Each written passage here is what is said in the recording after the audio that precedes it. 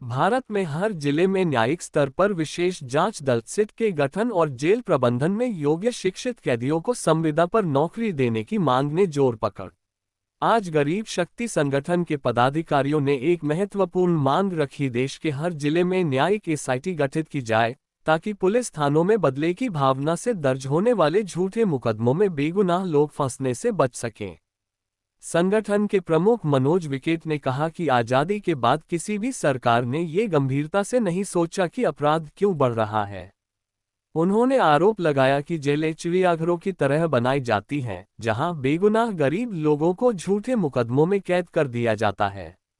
Jail व्यवस्था पर सवाल। उन्होंने कहा कि भले ही गृह मंत्रालय 16 तरह की सुधारात्मक सुविधाओं की बात करता है, लेकिन हकीकत में ये सुविधाएं जेलों में खत्म हो चुकी हैं, जिससे कैदी मानसिक तनाव और बीमारियों के शिकार हो रहे हैं। संगठन के संगीत सागर ने आरोप लगाया कि झूठे मामलों में फंसे कैदियों को जेल में यातनाएं दी जाती हैं, जिसके चलते कई बेगुनाहों की मौत हो रही है। जेलों में कर्मियों की भारी कमी के कारण कई बार कैदी ही जेल प्रबंधन का काम संभालते हैं। ऐसे में योग्य और शिक्षित कैदियों को स्थायी या अस्थायी नौकरी दी जानी चाहिए।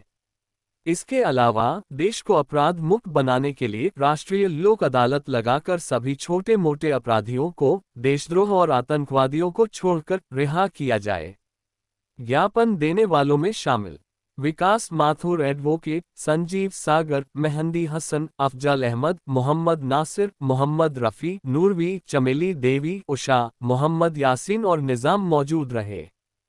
इसलिए बने हैं, वो इसलिए बने हैं क्योंकि आज बेरोजगार फैला हुआ है। जब बेरोजगार फैला हुआ है, किसी को रोजगार नहीं है, तो कैदी तो बनेंगे ही। जो रोजगार नहीं है तो वो कहाँ से कमाएं, कहाँ से खाएं। रोजगार होता तो ये लोग कैदी नहीं बनते।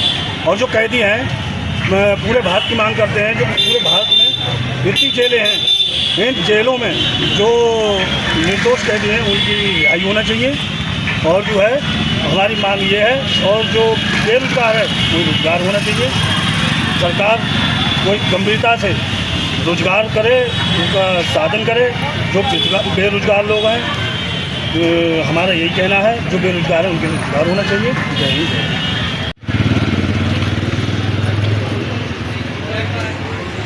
आज गरीब शक्ति दल का कोर्ट की मांग न्यायिक एसआईटी हर जिले में गठन होना चाहिए, क्योंकि भारत के अंदर पुलिस थानों में जो बदले की भावना से मुकदमे दर्ज हो जाते हैं उसका हम लोग विरोध कर रहे हैं। और जिस प्रकार हमारे देश के अंदर, भारतीय जेलों के अंदर कैदियों के लिए जो मौलिक अधिकार, स्वच्छ भोजन, स्वच्छ पानी, स्वास्थ्य समेत सबसे बड़ा जो अधिकार है वो रोजगार का है।